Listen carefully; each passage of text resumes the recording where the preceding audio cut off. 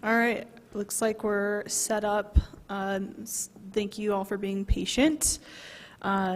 Just so you're aware, Mayor Medina is excused for today, so I'll be chairing our meetings. We're going to go ahead and call the work session special meeting to order. Today is Tuesday, March 14th, 2023. It is 6:34 p.m. And the first person we have on our agenda is Josh Dellinger with Empire Electric Association, and he will give an overview of Empire Electric operations.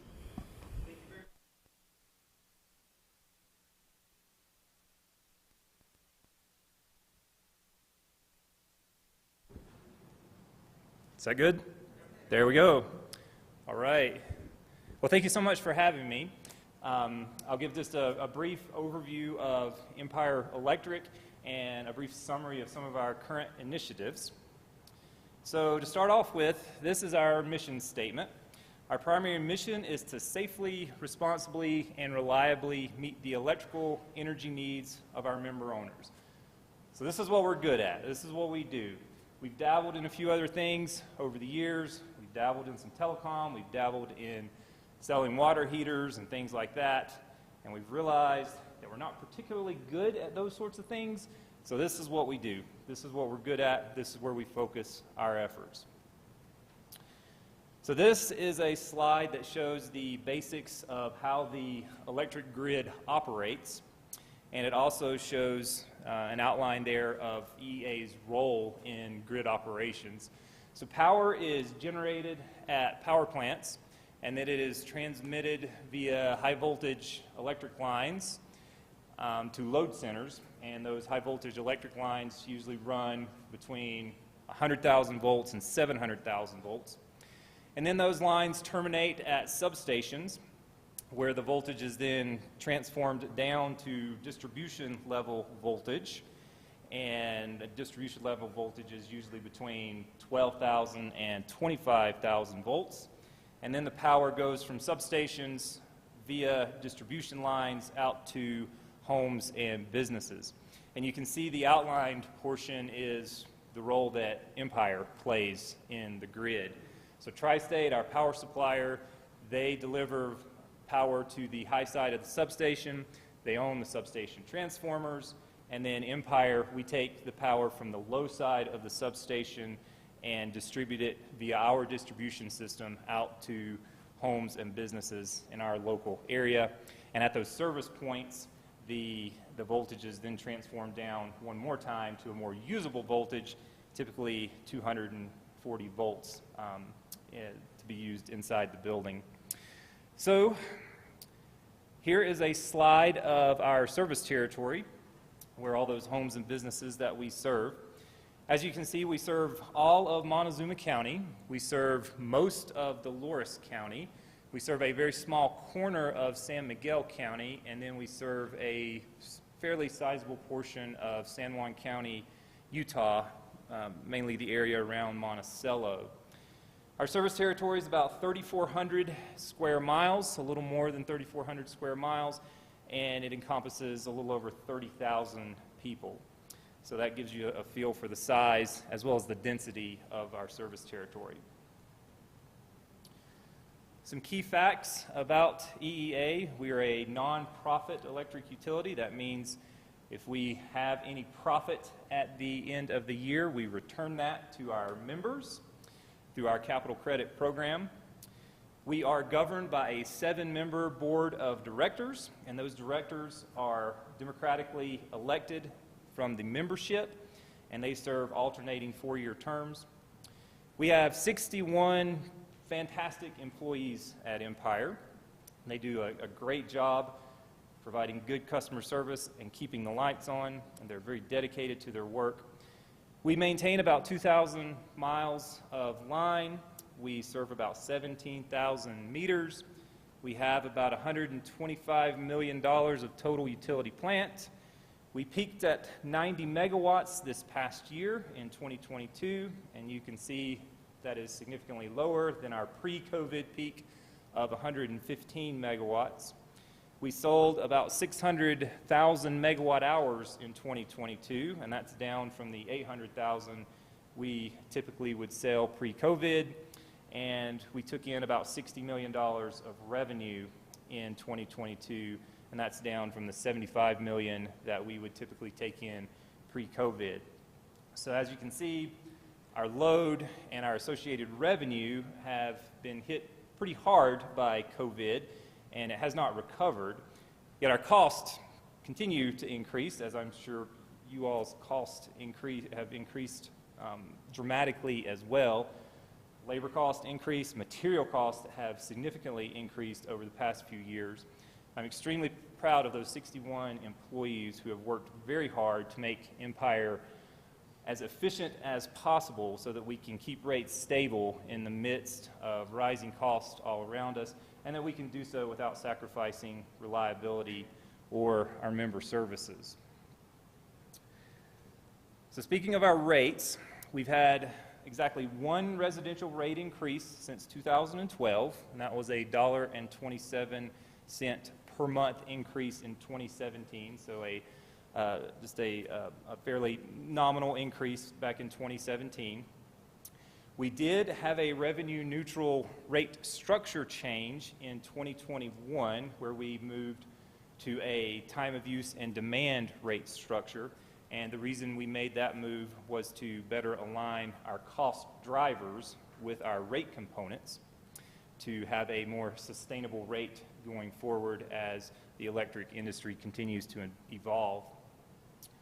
The Colorado Association of Municipal Utilities, otherwise known as CAMU, they do periodic surveys of utility rates, and the table at the bottom there, in that table you can see where we currently rank versus where we ranked a few years ago back in 2015. So back in 2015, in the residential rate class, we ranked 17th highest out of 24 co-op respondents, and you can see this past year we ranked 11 out of 24. In small commercial, we ranked 18th out of 24. This past year, we ranked 15 out of 24.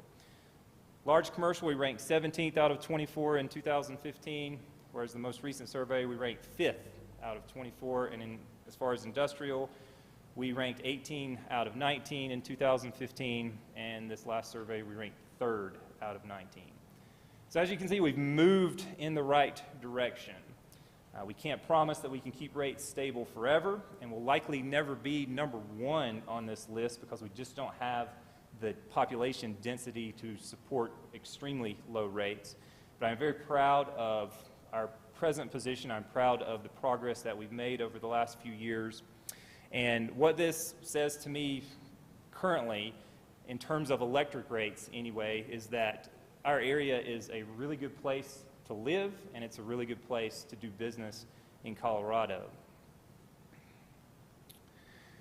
I noted earlier that we've been able to keep our rates stable without sacrificing reliability, and here is a slide that shows our reliability numbers over the past 10 years.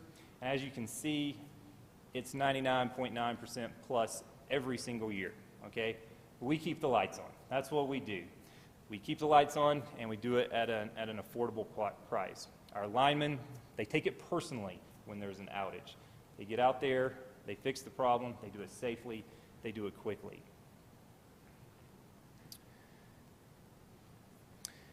Here are a handful of initiatives that we are currently working on, focusing on. We are working to increase our system capacity. Presently, our system does have a decent amount of excess capacity, but we are wanting to make sure that we are prepared for future growth as more and more things become electrified. And we hope to be able to obtain some grant funding for doing system upgrades. We've applied for a handful of grants. We are looking at other grants that we can apply for as well. We are exploring combining our campuses. We presently have 2 campuses, a headquarters facility and an engineering and operations facility. And we'd like to move our headquarters operations out to our E&O campus. If we can do that, we could further streamline our operations and gain more efficiencies, because then we would only have one campus to take care of. So if you know of anyone who is looking for a building in Cortez, you can feel free to have them contact us. Again, we're just in the exploratory stages right now, but it is something that we'd like to eventually accomplish. We have been working on 3 very sizable solar projects over the past several years.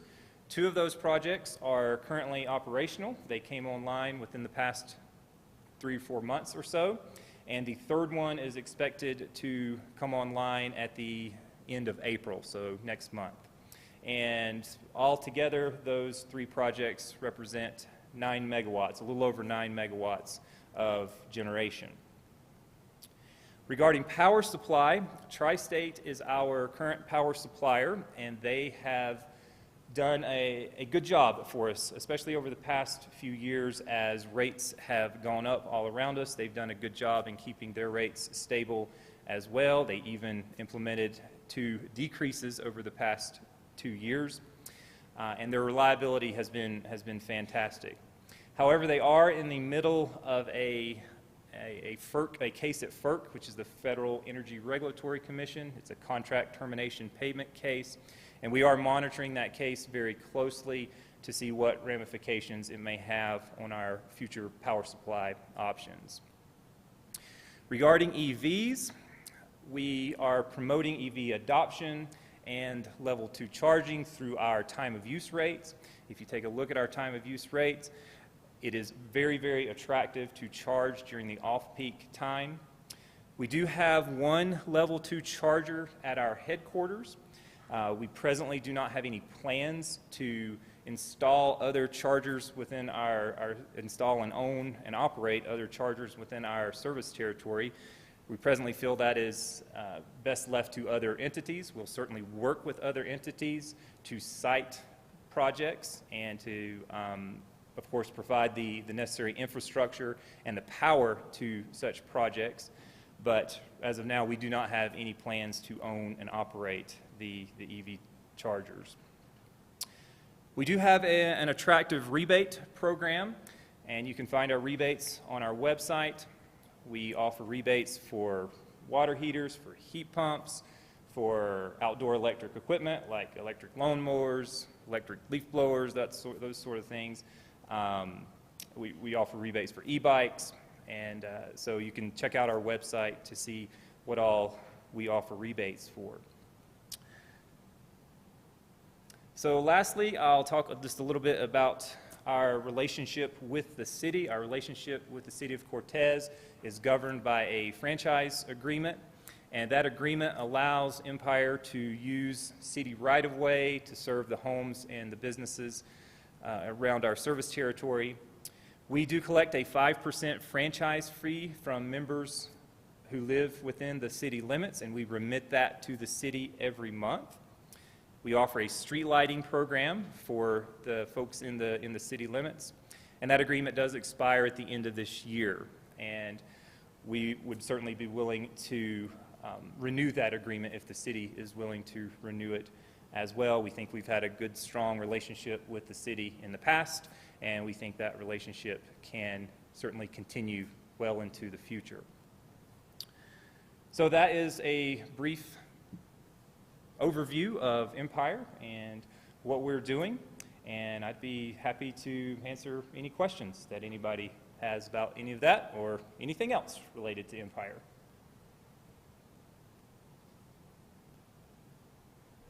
Council, any questions? You spoke about the rates that you've had over time. They've been pretty steady since 2017. And I know that it sounds like you all have been trying to keep that cost reasonable. I'm just curious if there's any anticipated rate increase soon? Nothing is anticipated anytime soon. But as I mentioned, costs are going up, and we can't promise anything, but we do not have any anticipated rate increases anytime soon. So Tri-State is going through a rate case right now, and if anything, our peaking period, our on-peak time, will likely change when the new Tri-State rate changes. It will likely be shortened. Right now it's from 10 to from noon to 10 p.m. It will likely be shortened from 1 p.m. to 9 p.m. But that's the only change that's foreseeable right now. Okay. And then are you able to elaborate on any reason why y'all have not been able to recover to like pre-COVID numbers? It's primarily large load, primarily the Kinder Morgan, the CO2 operations, and then the support facilities that support their large operations. They dropped off significantly during COVID, and it just hasn't returned. Okay. And then my last question for you is, obviously you were talking about the consolidation of the campuses. Do you, and I know you're in the preliminary stages, but do you have like an anticipated time frame? No anticipated time frame. We're in the very preliminary stages there. But if you know anybody who's looking for a building, we'd certainly be willing to visit about it. Okay. All right, Council. Yeah, I have a question. I think you said that there are 4 solar array projects and three. Okay. Mm-hmm. And you said 2 of those are online? 2 of them are online. Okay, and so what kind of impact does that have on Empire Electric? Is it kind of a, forward-facing sort of feel-good project, or does it have like a real impact in terms of adding energy to the grid? Sure. So it has a financial impact. It's a positive financial impact for Empire Electric. The way our contracts are structured with Tri-State allows us to have a certain percentage of our load generated within our service territory. And then, because we're an all requirements customer of Tri-State, the way the contracts work is we buy the power from the solar projects and then we sell that to Tri-State, even though electrons don't follow paperwork, right? They follow physics. So the electrons are going to be absorbed right here in our territory. But the price at which we will sell back to Tri-State is greater than the price that we will pay for that power. So there's a delta there where Empire will make some money on these projects, which again benefits the whole membership. It creates downward rate pressure for us. That's the answer I was looking for. Just kidding. Thank you. Are you pursuing grants through the Inflation Reduction Act? We are. Do you have any big plans for those, or? So a couple of the things. Well, we have to be awarded the grants first, but a couple of the system improvements that we're looking at making include installing advanced protective device technology to better protect against the possibility of wildfire, better wildfire sensing capabilities in some of our outer devices that we have. Also looking at upgrading transformers throughout our system, the distribution transformers. We have a lot of smaller 10 and 15 kVA units out there, and we'd like to get all those upgraded to 25 kVA. We think that we could make a pretty strong case for some funding to help out with that, just as more and more stuff gets electrified. We've got more and more heat pumps coming in, got more and more people doing EV charging and things like that. So those are the 2 main areas we're focused on applying for right now, but we're still trying to wade through what other opportunities are out there. We've engaged with a third-party consultant to help us with that because we don't have that expertise in-house. Do you have any idea, or do you think that the solar panel installation will become more affordable in the near future? Are you talking about for a person at their residence or these large-scale projects? Both. Both. It depends on who you listen to in the forecasting field. There are those that say we've pretty much hit pretty close to rock bottom on the price. It's decreased almost exponentially over the past 10 to 15 years. The decreases have really slowed over the past 2 years or so. Whether or not we're at rock bottom right now and then costs will start to creep up just a little bit, or whether there can be some more efficiencies gained and the prices go down just a little bit more. It's hard to say, but I think we're probably pretty close to the bottom. Thank you. Any last questions, council? Josh, thank you so much for coming and presenting to us today. Absolutely. Thank you guys for having me. And thank you, staff, for helping with the tech. All right, next up on our agenda, we have Jessica Thurman, Economic Development Director for Montezuma County, providing an update on Montezuma County's Rural Resiliency and Recovery Roadmaps program.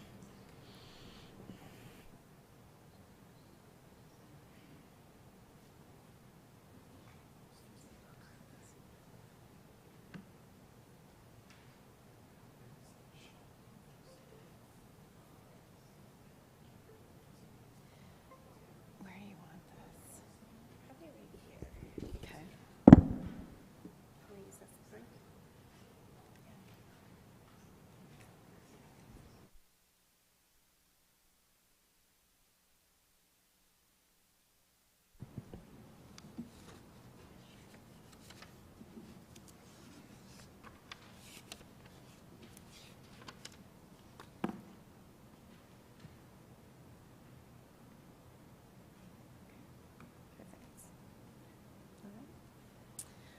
Well, thank you guys for letting us come today.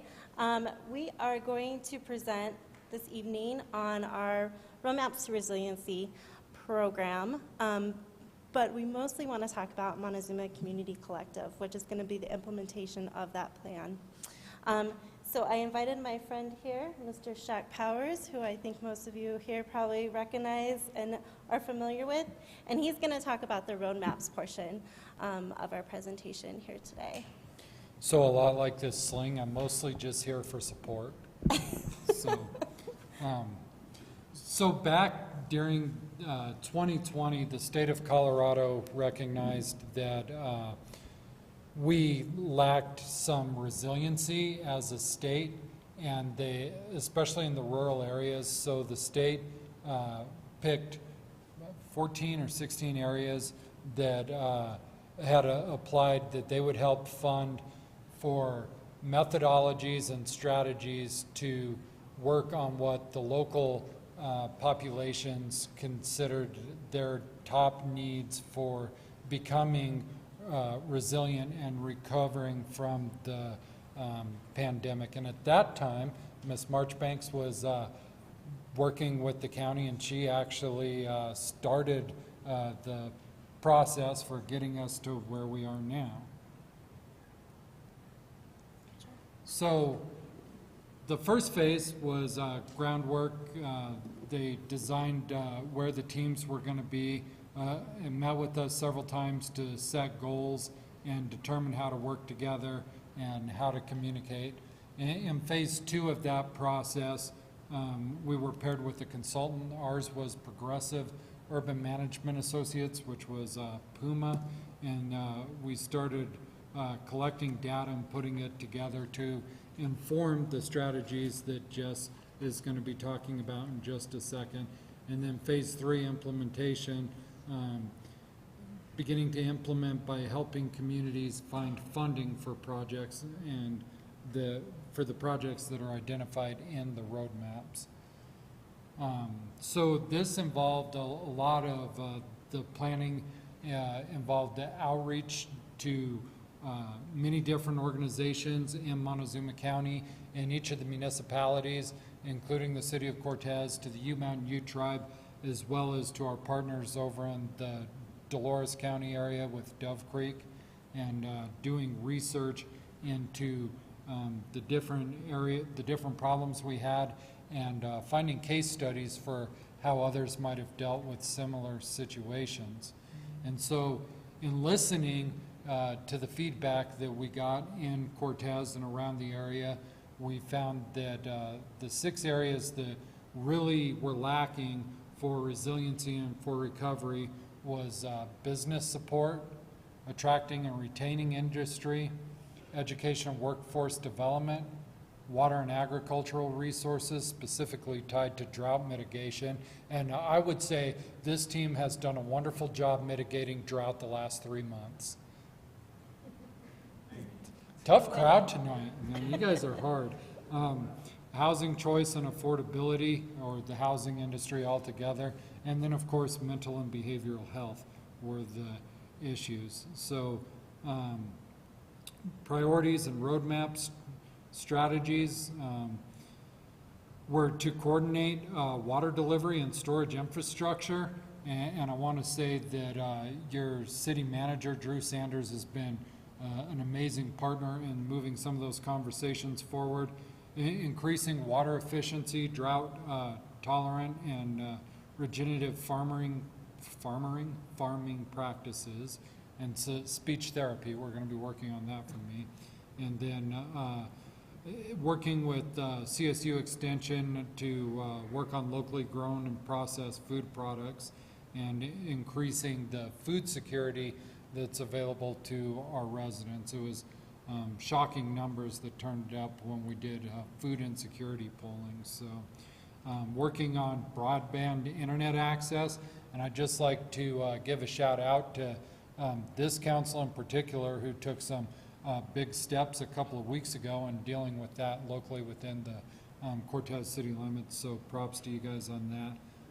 Business support, increasing intergovernmental collaboration. I think in the last several years, at least within Montezuma County, having the commissioners go to the municipal meetings has been a big success, but working forward and continuing to do that. Again, I want to applaud the efforts of this board and the other boards to meet together with the tribe and the county, and doing that on a quarterly basis, and then collaborating with the regions, especially around mental and behavioral health, with the Southwest Opioid Response District, and working with Access Health Services, and and then improving youth mental and behavioral health. Those are some of the priorities and strategies that we've started to tackle, but moving forward, Jess is going to talk about where we go from So here. here I come, and we got to do the fancy effect, right? Make it all fancy. So thanks, Shaq, and thanks for coming tonight. One of the reasons why I wanted Shaq to come is because we've continued this roadmaps project, and we do have a regional team. This is a regional project. So we have Region 9, Heather Otter, as well as Shaq, Rachel Marchbanks, Justin Armstrong from Mancus, and then we also have participation from Ute Mountain Ute Tribe that has continued to be a part of this project. This isn't just a Montezuma County project. We are the ones who are facilitating and trying to drive it forward. But anyway, so we have these great plans, we have these awesome strategies that have been worked on by our consultants as well as all of our stakeholders here in the communities. You saw that big list of them. So we really want to figure out how we can take action. We want to move forward with it. And we want to do so in a sustainable and coordinated fashion. So we're really making an effective difference. And so that's where we came up with the brainchild of Montezuma Community Collective. Now we're going to have all kinds of fancy action. There we go. So with the Montezuma Community Collective, we really figured out we wanted to do something, again, to take some effective action. We don't want just a fancy plan that's going to sit on a binder, on a shelf, and collect dust. We want to make sure that we're making something that's going to be lasting and make some actual positive change in the community, so we can address some of those bigger issues that we found in those strategies that Shaq had shared. And so in order to do that, we're going to take our really energy efficient little car with our little cloud of smoke coming out of it on this trip. And we're going to do this through 3 strategies. And the first strategy, MCC, or Montezuma Community Collective, will create an environment for collaboration among partner organizations and community members. Strategy 2, we will prepare community leaders to solve local problems. And then strategy 3, we'll equip members to sustain community development work. So, that first strategy, we really wanted to use those goals and strategies that were found in the roadmaps plan as a guardrail to create some action teams. And those action teams you can see reflect some of those high priorities that were prioritized throughout the roadmaps program. And those include housing and transportation, workforce and education, drought mitigation and agriculture, business and entrepreneurship, and community health. And then also that steering team, like I was talking to you guys about, that's really that regional team effort. And so those members, as I mentioned before, include Region 9, Montezuma County, Cortez. We're hoping to get somebody from Dolores, Ute Mountain Ute Tribe, and then Mancos. And so with these action teams, we're hoping to really recruit more community members. This is a community project. We want to have community members take an active role and express their voice in these issues to come up with a solution. I'm a big fan of we need to come up with solutions for people that are closest to the problem are the ones that usually have the best solutions. And so that's what we're hoping with these action teams. And so we're hoping to have those meetings and start recruiting those community members here in the beginning of April. Our second strategy is we've been able to form a really close working partnership and relationship with Montezuma Leadership Network. We're hoping that this will create something to where we have a pipeline of new people coming and getting involved in these projects. It's not the same 10 people that we're seeing at all of the meetings throughout the community. We really want people that are fresh and ready to roll and take on some of these bigger issues. We're also wanting to partner with Montezuma Leadership Network because we want to be able to create that sustainability piece. We want to make sure that we're equipping people in our community to take on these projects long term. We want to provide that leadership development. We want to provide direction, so it's not people that are just coming in and say, let's do this. Let's, there's planning. I hate planning, but we have to plan. We have to have steps, we have to have processes, we have to have procedures in order to get things done. So Montezuma Leadership Network, we're hoping to utilize them as another vehicle to help with this process. And then also, we have funding that we want to make sure that, again, we're trying to create and equip leaders in the community. So we have scholarship funds for people to participate in the Montezuma Leadership Network cohort. So we're not burdening our local business professionals or others that are trying to dig in their pockets to participate in this program. We want to make sure that we're equipping some strong leadership in our community. And then strategy 3. So Montezuma Community Collective is, again, it's a community project. I keep saying that, but I can't stress this enough. We want people to get involved. We want people to know what we're doing. We want to be transparent. We want that community buy-in.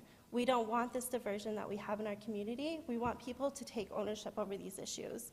And so we're hoping that by creating that visibility, we'll also create some transparency.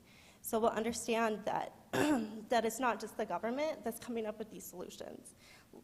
If you have a better idea, come to these meetings. Talk to us. Create solutions. Help us come up with ideas that we can take forward. And then the other really important piece is funding. Montezuma Community Collective is a roadmaps project. It's our implementation. Roadmaps project is a state-facilitated project that was designed to create resiliency. So that is something that we can use as a huge leverage in our community to access more funding. It also, we are able to already secure some funding for this project. So it's already funded. We already have the funds there and adequately available to move forward. So it's not like we're a startup and we're searching. We have the funding for this. But that connection, since this is a state project and we've already outlined a lot of the projects that have been prioritized throughout the strategies to funding sources. So we'll be able to streamline this, these projects that are identified throughout the action teams to funding resources quickly and effectively. We're not going to have to sit around and figure out how to get dollars to make these projects happen, which I think is a huge, huge piece when it comes to community work. So our key takeaways for Montezuma Community Collective is we want to build relationships. We want to work together in the community. We want to make sure that we're all working together, and we want to give a voice to community members. We want to make sure that anybody has the ability to take action in their community, take ownership, make this a great place, and continue to make some changes that we need. We can take action without duplicating work. We want to coordinate. There's a ton of excellent work going on in Montezuma County right now. There's no reason to duplicate. We can all work together and come up with those solutions. We want to invest in emerging leaders. We want this to sustain. We want Montezuma County to continue on this upward trajectory that we are on right now. And then, again, the funding. So, I gave you guys a little pamphlet, and I know that it's kind of hard to read. My printer was out of ink, but I'll go ahead and we'll make sure that you all receive the big copy of the roadmaps plan. But for now, is there any questions, concerns? We're open to feedback. We definitely want to know what you guys think. If there's something that you think might work really great, or if there are any comments, we're here to hear it. So, Jessica, you had mentioned during your description of strategy 1 that you're hoping that community members will be involved. Is there a vehicle now for them to, is there like an application process, or would they be part of a steering committee? How could somebody watching this meeting or listening be involved with the project? That's an excellent question.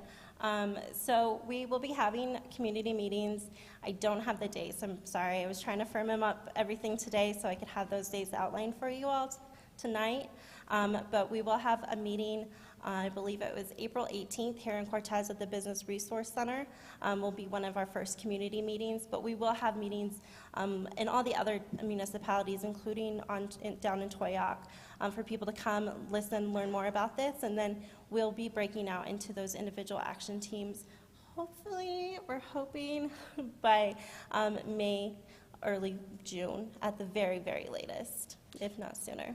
And we will be trying to get a QR code for people to sign up onto our website. And by our website, I mean the county's website. And I can provide my contact information. It's actually in this next slide.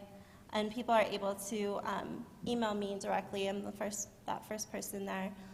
And if they are interested beforehand or have questions beforehand, I'd be more than happy to sit down and talk with people.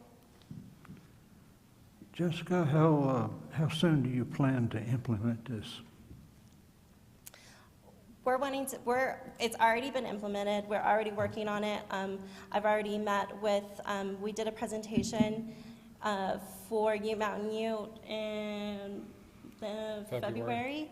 And then we're presenting right now to all the town councils because we wanted to follow back up and let everybody know that the Roadmaps project, this is what we're going to do to implement. But implementing in the community, like I mentioned, our first community meeting will be April 18th at the Business Resource Center. And I'll make sure that there's a flyer and it'll be out on social media and wherever else too.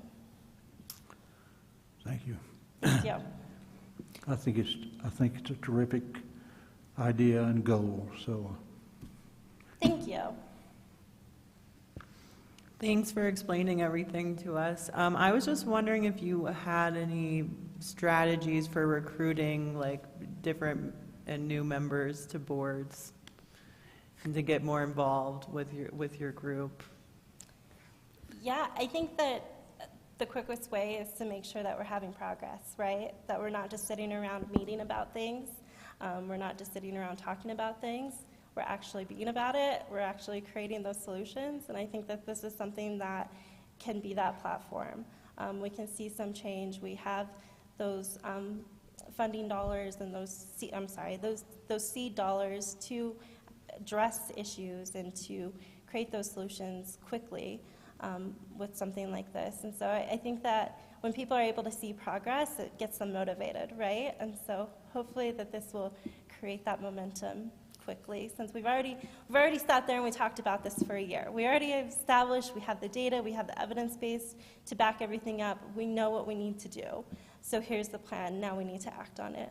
So hopefully that quickly will happen. And Councilwoman DeHaven, part of the outreach and trying to get people involved, Chairman Candelaria is working with different people, myself included, Chairman Hart, putting out videos and asking people to get involved. Those are running on social media, Facebook for sure, maybe a few other platforms that I'm not on. I think just.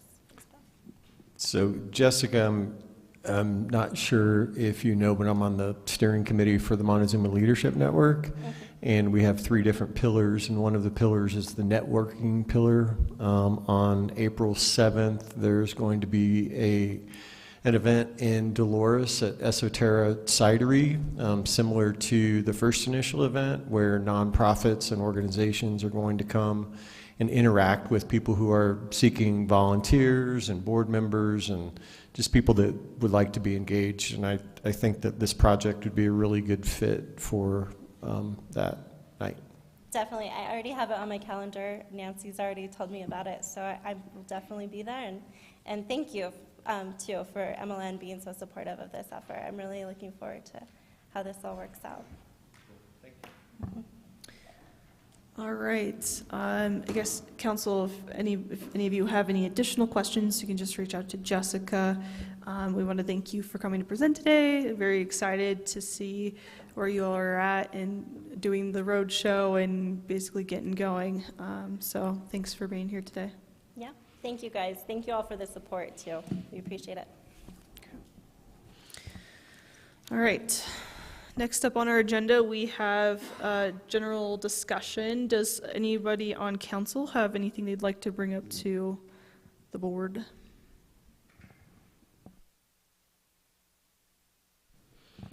Okay, seeing none, we will go ahead and adjourn our work session special meeting until 7:30, at which time we'll have our regular meeting.